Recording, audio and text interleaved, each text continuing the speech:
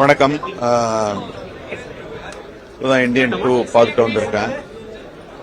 It's great, ஒரு புது அனுபவம். சங்கர் சாரும் கமல் சாரும் வந்து எந்த விதத்துலையும் ஒரு சர்ப்ரைஸ் கொடுக்குற ஒரு பெரிய காம்பினேஷனாக இருக்காங்க. இதில் இருக்கிற அந்த கிளைமேக்ஸில் வர ஒற்றை சைக்கிள் ஃபைட் வந்து நான் எதிர்பார்க்கவே இல்லை.